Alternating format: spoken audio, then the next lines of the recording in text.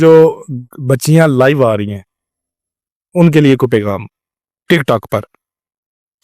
आज मैं एक व्लॉग करके आ रहा हूँ।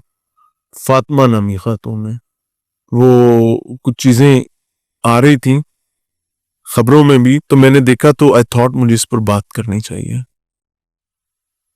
यार, वो कपड़े उतार के रखने रह गए।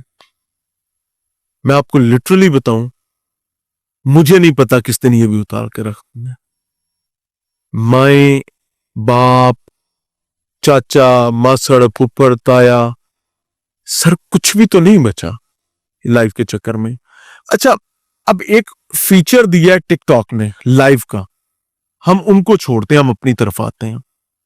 If we want to add quality, हमने उस फीचर को क्या कभी किसी क्वालिटी के लिए इस्तेमाल किया? हमने तो अभी तक कभी। ओपन भी नहीं किया। तो फिर भाई उस फीचर को वही लोग एंजॉय करेंगे ना।